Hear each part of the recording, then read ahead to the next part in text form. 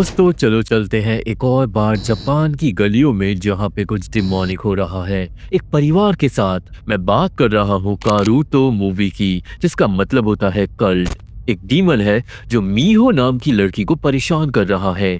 घर में पैरानॉर्मल चीजें मामूली किस्सा बन गई है। इस श्रापित केस को इन्वेस्टिगेट करेगी 3 स्पिरिचुअली एक्टिव लड़कियां, पर ये इन्वेस्टिगेशन हद से ज्यादा खतरनाक होने वाली है। तो आप लोग वीडियो को पूरा लास्ट तक देखना। आप देख रहे हो demonic archives best horror recap channel, और ड्रिल ये है कि आप सब्सक्राइब करो, लाइक करो और शेयर करो, क्योंकि आपका ये सपोर्ट बिल्कुल फ्री है। इंस्टाग्राम पे पर्सनली मैं सबका रिप्लाई करता हूँ, तो वहां पे भी जाके फॉलो कर लो, क्योंकि अब हम डरने जा रहे हैं कारुतो मूवी की एक खौफनाक भयंकर कहानी से। ये मूवी शुरू होती है 3 स्पिरिचुअली एक्टिव लड़कियों को दिखाते हुए, जिनके नाम है आबिरू, जिसे स्पिरिचुअल और ऑकल्ट चीजों का बहुत शौक है, मायूको जिसके पास साइकिक शक्तियां हैं और वो अपने आसपास भूतों को फील कर सकती है, और मारी जिसके पास कुछ खास पावर्स है जिससे वो एंटिटी से इजीली कनेक्ट हो जाती है। ये तीनों लड़कियां बुलाई गई थी एक मीटिंग के लिए। एक टीवी कंपनी बना रही थी एक स्पिरिचुअल डॉक्यूमेंट्री, और ये तीनों लड़कियां होस्ट करेंगी उस वीडियो को। मीटिंग के लिए तीनों से मिलने आती है डॉक्यूमेंट्री की मैनेजर योको, जो सबका इंटरव्यू लेती है। और फिलहाल के लिए सब कुछ अच्छा था, सब अपने अपने सुपर नेचुरल एक्सपीरियंस को शेयर कर रहे थे, हंस बोल रहे थे। एंड देन मीटिंग में योको तीनों लड़कियों को दिखाती है एक वीडियो। ये वीडियो थी कनेदा परिवार की। हम देखते हैं मीहो को, जो कनेदा परिवार की बेटी है, और उसे सुनाई दे रही थी कुछ अजीब आवाजें जिससे वो डर रही थी। घर में कुछ तो डिमोनिक था जो शोर मचा रहा था। मीहो की माँ तोमोए आवाजों को चेक करने ऊपर जाती है, जहाँ पे एक दरवाजा अपने आप खुल जाता है और कैमरे में एक पल के लिए हद से ज्यादा क्रीपी चेहरा कैद होता है। वीडियो खत्म हो जाती है और योको बताती है कि इन तीनों लड़कियों को एक शमन के साथ मिलकर मीहो की फैमिली की मदद करनी है। डॉक्यूमेंट्री से पहले तीनों लड़कियों से साइन लिए जाते हैं एक डॉक्यूमेंट पे, जिसके हिसाब से अगर इस इन्वेस्टिगेशन में कुछ भी नुकसान हुआ उन तीनों को, तो जिम्मेदारी टीवी कंपनी की नहीं होगी। पर दोस्तों पैसे बहुत अच्छे थे इस जॉब के, और इसलिए तीनों ही मान जाती हैं इस काम के लिए। योको देन बताती है उन सुई के बारे में, जो वो शमन है जो उस घर को एक्सोरसाइज करेगा और डीमन भगाएगा। फाइनली अब नेक्स्ट डे तीनों लड़कियां बढ़ती हैं कानेदा रेजिडेंस की तरफ। घर पहुंच के वो मिलती है शमन उनसुई से, पर उनसुई अचानक मायूको को पकड़कर उसके ऊपर मंत्र पढ़ने लगता है। मायूको की पीठ पे अचानक कोई चांटा मारता है, जिससे सब चौंक जाते हैं। उनसुई बताता है कि मायूको का शरीर डीमन प्रोन है, मतलब डीमंस वगैरह इजीली मायूको के शरीर से चिपक सकते हैं, और अभी एक छोटा डीमन मायूको से चिपक गया था जिसे उनसुई ने भगा दिया। एनीवे, अब सब लोग जाते हैं घर के अंदर, पर दोस्तों कैमरे में कैद होती हैं 2 औरतें, जो पास के घर से इन लोगों को बहुत क्रीपी तरीके से घूर रही थी। इसके बाद घर के अंदर सब मिलते हैं तोमोए कनेदा से और उसकी बेटी मीहो से। मीहो का एक पालतू कुत्ता भी था, जीरो। अब मीहो को सेंस करते ही उनसुई को कुछ अजीब फील होता है। उनसुई को पता चल जाता है कि बचपन में मीहो को नियर डेथ एक्सपीरियंस हुआ था, यानी कि मीहो की आत्मा कुछ टाइम के लिए स्पिरिट वर्ल्ड में फंस गई थी। हालांकि मीहो को पास्ट की बातें याद नहीं, पर उस नियर डेथ एक्सपीरियंस की वजह से मीहो का शरीर इंसानों की दुनिया और आत्माओं की दुनिया से कनेक्ट हो गया है। यही वजह है कि कोई भी डीमन मीहो के शरीर का इस्तेमाल कर हमारी दुनिया में आ सकता है, और इस बात को आप लोग याद रखना। अब घर के अंदर आकर उनसुई इधर उधर कोनों में रखता है नमक, ताकि वो घर के पास प्रोटेक्टिव बैरियर बना सके। हमें पता चलता है कि मीहो और तोमोए अभी 3 महीने पहले ही इस घर में आए हैं। उनसुई नमक रखता है एक सेरामिक प्लेट में, जिसपे पेंटाग्राम बना हुआ था। वो पूरे घर की एनर्जी फील करता है, पर उसे कुछ भी डिमोनिक फील नहीं होता। एंड देन अचानक एक नमक की प्लेट अपने आप उड़कर टूट जाती है। नमक जमीन पे बना लेता है एक डिमोनिक निशान, और प्लेट गायब हो जाती है। वो प्लेट ऑटोमेटिकली टूटकर पहुंच जाती है मीहो के हाथ में, जिससे सबके होश उड़ गए थे। प्लेट आधी गायब थी, पर इस प्लेट का आधा हिस्सा कहाँ पे है वो जानकर आप लोग चौंक जाओगे। तुरंत अब उनसुई सबको घर से बाहर ले जाता है और वो घर की जमीन को इंस्पेक्ट करता है। उनसुई के हिसाब से शायद इस घर की जमीन में एक नस है।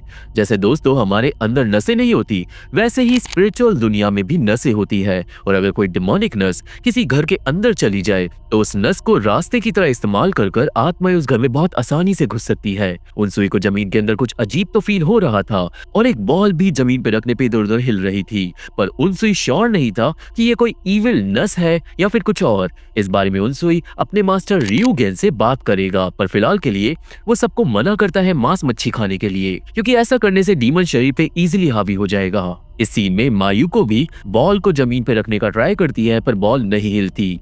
बॉल सिर्फ तभी हिलती है जब मारी उसे जमीन पर रखती है। यानी दोस्तों, मारी के अंदर जो स्पिरिचुअल शक्तियां है ना, वो इस घर की आत्माओं से कनेक्ट हो रही थी आसानी से, जिससे शायद मारी को आगे चलकर दिक्कत होगी। अब होती है रात और तीनों लड़कियां मीहो के पूरे घर में कैमरे लगा देती हैं डॉक्यूमेंट्री के लिए, जिसके बाद डिनर के बाद उनसुई करता है घर में एक रिचुअल पता लगाने के लिए कि कौन सी डिमोनिक एंटिटीज घर के अंदर है। उस रिचुअल के दौरान अचानक मारी को लगने लगती है तेज गर्मी, एंड देन जब मंत्र पढ़े जा रहे थे तभी ऊपर एक कमरे का दरवाजा अपने आप खुल जाता है। कुछ अजीब चीजें आंगन में होने लगती है। जीरो एक बॉल को फॉलो करते हुए चले जाता है ऊपर वाले कमरे में उस एंटिटी के साथ, एंड देन घर में होने लगती है हलचल।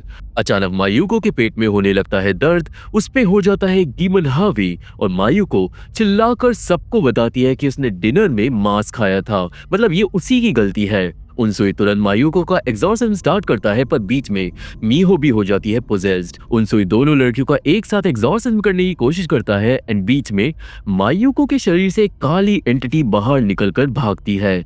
मायूको लकीली ठीक हो जाती है, पर अब बची थी मीहो, जिस पे एग्जॉर्सिज्म का असर नहीं हो रहा था।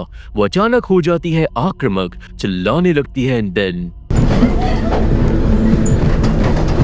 मीहो भागती है उल्टा होकर सीढ़ियों के ऊपर। ये सीन हद से ज्यादा क्रीपी था। मीहो चले जाती है ऊपर वाले कमरे में और जब सब उसके पीछे जाते हैं तो सबके होश उड़ गए थे।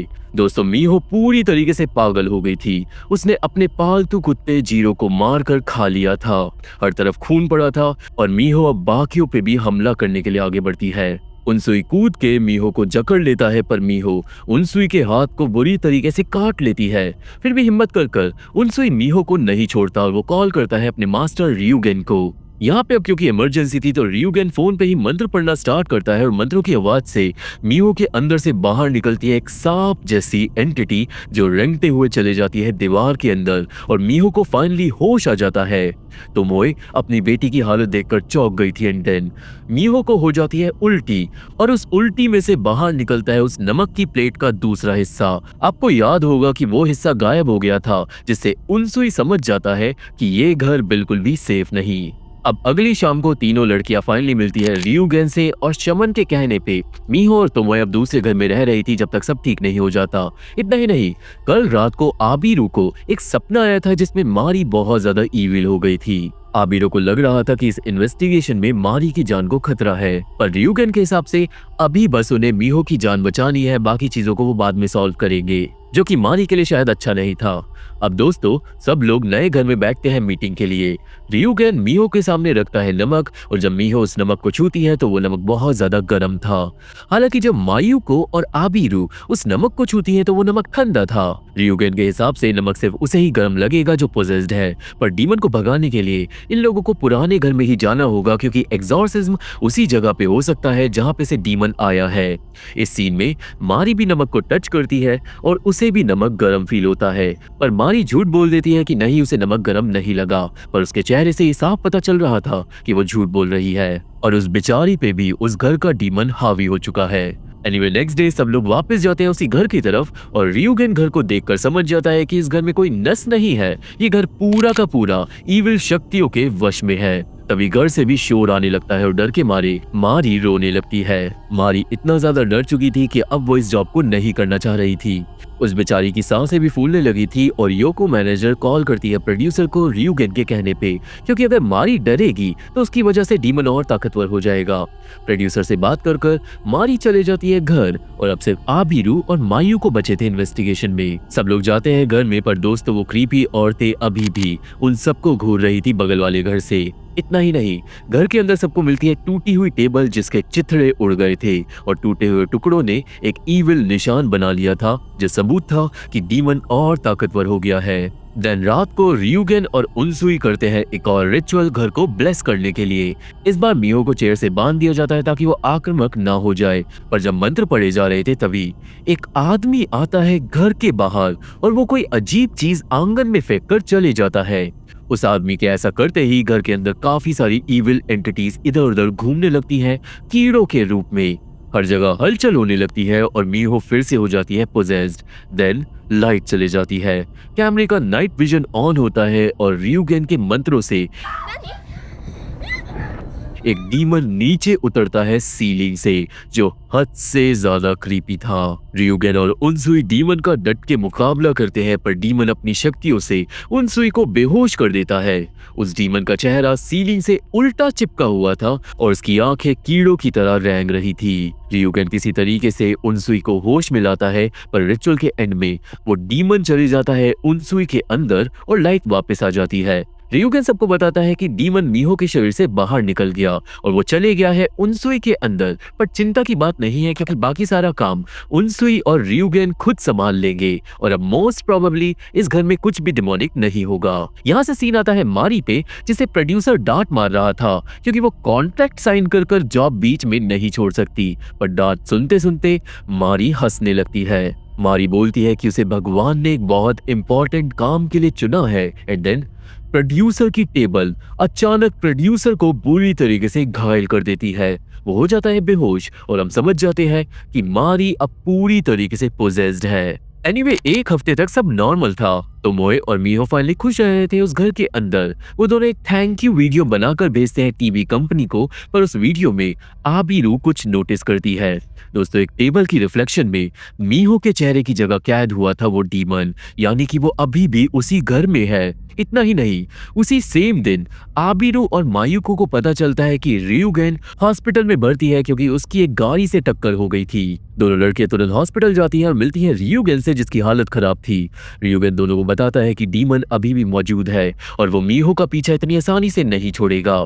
सिंस अब रियूगेन कुछ नहीं कर सकता था, तो रियूगेन बताता है अपने एक दोस्त के बारे में जिसके पास रियूगेन से भी ज्यादा पावरफुल शक्तियां हैं और अब वो नया शमन इस केस में मदद करेगा। इतना ही नहीं, रियूगेन सिर्फ एक कोने को ही घूरे जा रहा था, जिससे कंफ्यूज होकर टीवी कंपनी वाले हॉस्पिटल में ही लगा देते हैं कैमरा रियूगेन पे नजर रखने के लिए। देन रात को जब रियूगेन सो रहा था तभी अचानक एक ईविल शक्ति उसके केयर टेकर को बेहोश कर देती है। वो शक्ति और कोई नहीं, वही डीमन था जो सामने आता है अपने भयंकर रूप में और वो रियूगेन को यहाँ पर पूरी तरीके से मार डालता है उसके शरीर के अंदर घुस के और उसे एक सीजर देकर। ये वीडियो देखते हैं टीवी कंपनी में सारी इन्वेस्टिगेशन वाली टीम और अब टीम में हम मिलते हैं नियो से, जो वो नया शमन है जिसके पास बहुत सारी पावर्स है। पर दोस्तों, नियो का कैरेक्टर एक गुंडे की तरह था, वो एक शमन की तरह कपड़े भी नहीं पहनता। नियो बताता है कि वो डीमन एक ऐसे सब्सटेंस से बना है जो किसी इंसान को टच नहीं करना चाहिए क्योंकि वो सब्सटेंस इंसानों के लिए जहर है। नियो ने इससे पहले कई सारे डीमंस को भगाया है और उसे खुद पे कुछ ज्यादा ही यकीन था कि वही वो इंसान है जो इस डीमन को हरा पाएगा और कोई भी नहीं। देन वही कंपनी में नियो को मायुको की पीठ पे दिखाई देता है एक और डीमन चिपका हुआ। वो तुरंत मायुको को पकड़कर उसके शरीर से डीमन बाहर निकाल देता है जो कीड़े की तरह दिख रहा था। इतना ही नहीं, सब चौंक जाते हैं क्योंकि डीमन के निकलने के बाद मायुको के शरीर पे कोई निशान भी नहीं था। इस सब के बीच में तोमोए नियो से पूछने लगती है उसके रिलीजन और पावर्स के बारे में, पर नियो तोमोए को ढंग से जवाब नहीं देता और इस बात के पीछे एक रीजन है जो हमें एंड में पता चलेगा। इतना ही नहीं, वो तोमोए और मीहो को वापस घर भी नहीं ले जाता, ये बोलकर कि वो एग्जॉर्सिज्म डिफरेंट तरीके से करेगा। अब रात को नियो, आबिरू और मायुको आते हैं इविल घर में। वो सब वेट करते हैं नियो को कहने पे क्योंकि डीमन अपने आप सामने आ जाएगा, उन्हें मंत्रों की जरूरत नहीं। पर घर की एनर्जी से नियो को पता चलता है कुछ डिमोनिक। नियो समझ जाता है कि मारी इस घर के अंदर थी और इस वक्त मारी की जान शायद खतरे में है नियो के हिसाब से, पर नियो मारी को बचाने का काम बाद में करेगा। मतलब बेचारी मारी पे कोई भी ध्यान नहीं दे रहा था और उसके साथ क्या हो रहा है ये हमें पता ही नहीं चलता। देन काफी देर बाद अराउंड आधी रात को नियो को फील होने लगती है डीमंस की प्रेजेंस। घर में होने लगती है खटपट, दीवार में से बाहर निकलती है एंटिटीज। आबिरो और मायूको डर जाती है और मायूको भागती है जान बचाकर, पर कमरे के बाहर निकलते ही मायूको को घेर लेती है एंटिटीज। मायूको डर कर ऊपर भाग जाती है, पर ऊपर था एक डीमन जो एक स्पाइडर के रूप में था और उसके सर की जगह था कुत्ते का सर जो जमीन पे रेंग रहा था। मायूको डर के वहीं गिर जाती है और वहीं नियो स्टार्ट करता है एक रिचुअल में नियो चिल्लाता है और एक आग के गोले को भेज देता है एंटिटी के पास, जिससे वो एंटिटी अचानक भस्म हो जाती है और मायूको बच जाती है। सब लोग जाकर मायूको को संभालते हैं और नियो से डांट मारता है क्योंकि मायूको के एक्शंस बहुत ज्यादा फूलिश थे। नियो इसके बाद सबको ले जाता है घर के बाहर और इन्वेस्टिगेट करके नियो ढूंढ निकालता है एक कांच की बोतल जिसके अंदर था एक कटा हुआ बिल्ली का पंजा, यानी कोई काले जादू वाला टोटेम। नियो समझ जाता है कि इस घर के अंदर डीमंस को भेजा गया है जानबूझकर, और अगर आपको याद हो तो पास्ट में एक आदमी ने आंगन में इस बोतल को फेंका था, यानी कि कोई ऐसा है जो इस घर के लोगों को जानबूझकर परेशान कर रहा है। नियो के हिसाब से ये काला जादू एक डीमन बॉम्ब से जुड़ा हुआ है और इस बॉम्ब के अंदर से ही बहुत सारे डीमंस निकल रहे हैं और इन लोगों को अब उस बॉम्ब को ढूंढना होगा। बॉम्ब ढूंढने के लिए नियो अपनी शक्तियों को कनेक्ट करता है आबिरो के दिमाग से, जिससे आबिरो को डीमन बॉम्ब की प्रेजेंस फील होने लगती है। आबिरो देन नियो को ले जाती है उस नेगेटिव एनर्जी के पास और वो एनर्जी एक गमले के अंदर से आ रही थी, जिसको इन्वेस्टिगेट करने पे नियो को मिलता है एक मेटल का स्क्वायर। नियो फील करता है कि इसी मेटल के स्क्वायर के अंदर से डीमन निकल रहे हैं और ये स्क्वायर घर में रखा है उन औरतों ने। जी हाँ, वही क्रीपी औरतें जो बगल के घर से इन लोगों को घूर रही थी कॉन्स्टेंटली। नियो उन औरतों को देख लेता है और औरतें तुरंत भाग जाती हैं। नियो और बाकी लोग अब जाते हैं पड़ोसियों के घर में और दरवाजा खोलती हैं वो दो हद से ज्यादा क्रीपी औरतें। एक औरत तो बिल्कुल पागल सी लग रही थी, पर उसकी छाती पे बना हुआ था वो डिमोनिक निशान जो इस मूवी में हमने कई बार देखा है, यानी कि शायद ये औरतें किसी डिमोनिक कल्ट की मेंबर्स हैं और तभी इस मूवी का नाम है कल्ट। अब यहाँ पे नियो दोनों औरतों को धमकी देता है कि ये घर खाली कर सुबह तक भाग जाना वरना अच्छा नहीं होगा। इतना ही नहीं, नियो अब उस मेटल स्क्वायर के डीमंस को अपने वश में कर लेता है और अगर डीमंस नियो के वश में है तो वो डीमंस इन औरतों पे भी हमला कर सकते हैं। दोनों औरतें बॉक्स के डीमन से बुरी तरीके से डर जाती हैं और मान जाती हैं घर खाली करने के लिए। ये सब करके नियो सोने चले जाता है और अगले दिन वो औरतें सच में घर खाली कर चले जाती हैं, पर आज वो औरतें बीमार लग रही थी, कुछ ज्यादा ही बीमार। नियो के हिसाब से इन औरतों ने मीहो के ऊपर डीमंस छोड़े थे, पर अब क्योंकि डीमंस नियो के वश में है तो श्राप का असर उल्टा पड़ गया है और अब वो औरतें इस श्राप की वजह से मारी जाएंगी। ये केस यही सॉल्व कर दिया था नियो ने। वो बोल देता है कि अब कोई डीमन मीहो और तोमोए को नहीं सताएगा, सब ठीक है और केस क्लोज्ड है। नियो डीमन वाले स्क्वायर को अपने साथ ही रखेगा, पर कैमरास अभी घर में ऑन रहेंगे कुछ टाइम के लिए नियो के कहने पे। सब लोग अपने अपने घर चले जाते हैं एंड देन उस रात को कैद होता है एक और बहुत डिमोनिक मंजर।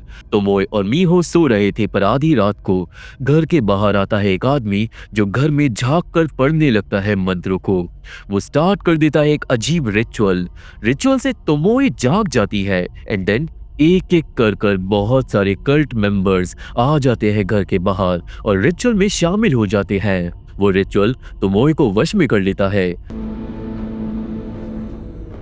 तोमोए उल्टा चलने लगती है और पहुंच जाती है मीहो के कमरे में। देन तोमोए के अंदर से बाहर निकलता है एक डीमन और वो चले जाता है मीहो के अंदर। मीहो का शरीर कांपने लगता है, जिसके बाद तोमोए जाती है और वो कल्ट वालों के साथ खड़ी हो जाती है। तोमोए भी करने लगती है वही अजीब रिचुअल और ये कल्ट वाले बुलाने लगते हैं एक डीमन को। वो डीमन जो भी था बाहर निकलना स्टार्ट होता है मीहो के शरीर से, पर तभी वहां आ जाता है नियो। दोस्तों, नियो ऑलरेडी जानता था कि रात को कुछ डिमोनिक होगा और इसलिए उसने कैमरा खुले छुड़वाए थे। नियो लाया था वो डीमन वाला स्क्वायर, जिसके डीमन से नियो हमला कर देता है कल्ट वालों पे। सारे कल्ट वाले भाग जाते हैं और तोमोए हो जाती है बेहोश। जो डीमन मीहो के शरीर से भी बाहर निकल रहा था वो भी बाहर नहीं निकल पाता, पर तभी मारी, जो बहुत टाइम से गायब थी बेचारी, आ जाती है नियो के सामने। मारी नियो को रोकने की कोशिश करती है, पर नियो अपनी शक्तियों से मारी को भस्म कर देता है, क्योंकि वो मारी नहीं, मारी की आत्मा थी। दोस्तों, शायद उस श्राप ने ऑलरेडी मारी को मार डाला है, जो हमें मूवी में नहीं दिखाया गया, पर अब मारी की आत्मा डिमोनिक हो गई है और वो डीमन के वश में है। एनीवे, नियो कॉल करता है आबिरू और मायुको को और बुलाता है घर, क्योंकि जो अभी हुआ वो नियो का एक बड़ा प्लान था। दोनों लड़कियां भागकर घर पहुंचती है और चौंक जाती है, क्योंकि नियो ने तोमोए और मीहो दोनों को बंदी बना लिया था। नियो देन योको से लेता है एक फोटोग्राफ मीहो के परिवार की, जिसमें मीहो के पीछे एक औरत थी, पर वो औरत तोमोए नहीं थी।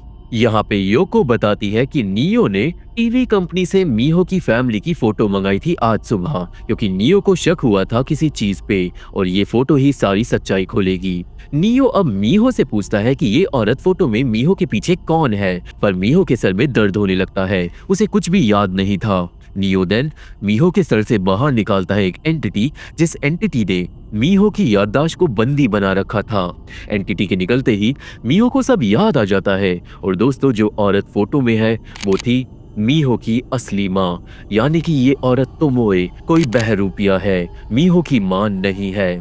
नियो अब तोमोए से पूछता है कि वो कौन है और बताता है अपनी थ्योरी। असल में दोस्तों, तोमोए ने नियो से उसके रिलीजन और पावर्स के बारे में सवाल जवाब करे थे, जिससे नियो को तोमोए पे शक हो गया था। देन नियो ने नोटिस करा था कि इस पूरे घर में एक भी फैमिली फोटो नहीं है, जो कि ऑब्वियसली अजीब बात थी। और तो और, कोई कल्ट बिना मतलब के मीहो को बार बार परेशान तो नहीं करेगा, यानी कि कल्ट वालों का मीहो से कोई रिश्ता था, पर वो रिश्ता जुड़ा हुआ था तोमोए से, क्योंकि तोमोए ही आज रात को कल्ट वालों के साथ वो रिचुअल कर रही थी, क्योंकि वो भी कल्ट मेंबर है। यही वजह है कि नियो ने टीवी कंपनी से मंगाई थी मीहो की फैमिली फोटो, और उसका शक सही निकला। ये सब सुनकर तोमोए भी हो जाती है डिमोनिक। वो बताती है कि तोमोए ने टीवी कंपनी को जानबूझकर कांटेक्ट किया था, क्योंकि कल्ट वाले चाहते हैं कि उनके रिचुअल को रिकॉर्ड करा जाए कैमरे में। ये सब सुन के मीहो भी चौंक गई थी, और वो अब तोमोए की शक्ल भी नहीं पहचान पा रही थी, क्योंकि वो अब डीमन के वश में नहीं थी। तोमोए के हिसाब से नियो के घर में आने से कल्ट का प्लान बिगड़ गया, क्योंकि नियो को तोमोए नहीं जानती थी। बाकी सारे टीम मेंबर्स के बारे में कल्ट वालों ने ऑलरेडी रिसर्च कर रखी थी, तो उन्हें पता था कि इन लोगों को धोखा कैसे देना है। असल में ये एक बड़ा रिचुअल था। कल्ट को पता चला था कि मीहो का शरीर आत्माओं की दुनिया से कनेक्टेड है, क्योंकि बचपन में मीहो के साथ नियर डेथ एक्सपीरियंस हुआ था। मीहो का शरीर इसलिए बहुत ज्यादा खास था। उसके शरीर से कोई भी डीमन हमारी दुनिया में आ सकता है। ये जो कल्ट था, ये पूजा करता था नरक के एक शक्तिशाली डीमन की, जिसे ये लोग मीहो के शरीर से हमारी दुनिया में बुलाने वाले थे। और अभी थोड़ी देर पहले जो डीमन निकल रहा था मीहो के शरीर से, वो इसी कल्ट का भगवान था। पर नियो ने पूरे प्लान को चौपट कर दिया। हालांकि तोमोए के हिसाब से रिचुअल कंप्लीट हो गया था, और वो डीमन कभी भी मीहो के शरीर से बाहर निकल सकता है, और वो हमारी दुनिया में आकर इंसानियत को खत्म कर देगा। अब तभी लाइट चले जाती है और तोमोए की बात हो जाती है सच। वो डीमन बाहर निकलने लगता है मीहो के शरीर से एक अजीब पेड़ के रूप में। डीमन का मुंह इमर्ज होता है सीलिंग पे, और मुंह के अंदर से बाहर निकलते हैं टेंटिकल्स, जो आजाद कर देते हैं तोमोए को। तोमोए भाग जाती है। हालांकि नियो की बात भी सच निकलती है। नियो पे इतनी शक्तियां थी कि वो इंसान था जो डीमन को हरा सकता था।